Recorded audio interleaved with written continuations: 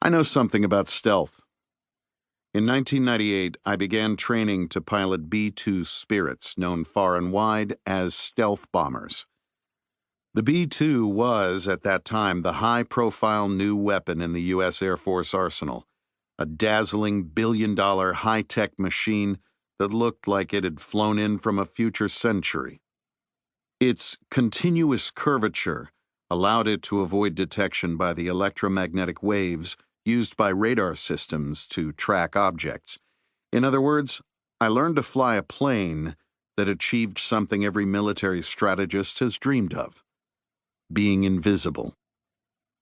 20 years later, having served as chief China strategist for the chairman of the Joint Chiefs of Staff and as senior U.S. defense official and defense attaché to the People's Republic of China, I left my position as senior director for strategic planning at the White House, deeply concerned about a different stealth weapon being turned against my country.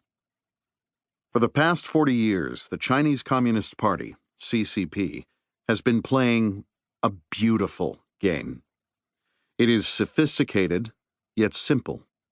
It is a competition to gain control and influence across the planet, and to achieve that outcome without resorting to military engagement. Flying quietly below the radar, the CCP has been acquiring technology without paying a cent toward developing it, carefully taking control of the world's shipping businesses, infiltrating our corporations and science laboratories, and using American investor dollars to float the cost of its own factories and companies, and then, adding insult to injury, insisting that that money stay in China. War between nation-states in the 21st century looks much different than war in the 19th and 20th centuries. Instead of bombs and bullets, it's about ones and zeros and dollars and cents. Economics, finance, data information, manufacturing, infrastructure, and communications. Control those fronts today, and you can win a war without firing a shot. It's a simple, logical strategy, and it is one leaders in the West have been very slow to grasp. Our political, military, corporate, and fiscal leaders have failed to recognize the subtle game the CCP has been playing. They have been operating, understandably, under the now outdated idea that war is fought only with bombs and bullets. The CCP strategy, however, is to fight in other ways, utilizing a variety of tactics.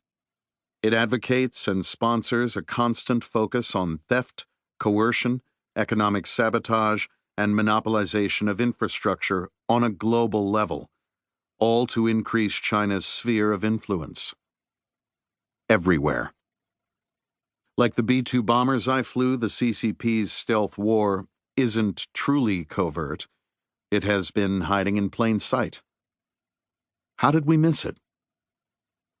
I'm not interested in pointing fingers at one particular party.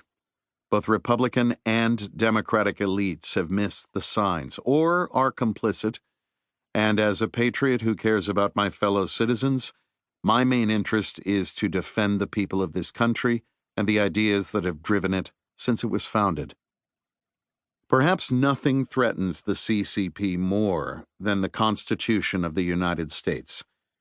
China's President Xi Jinping has stated as much, and CCP documents that I will share make clear that fundamental American concepts, the rights of free speech and freedom of religion, are threats to the authoritarian power of the CCP, which believes that these liberties must never be allowed to take root in China and must never be the rights of Chinese citizens.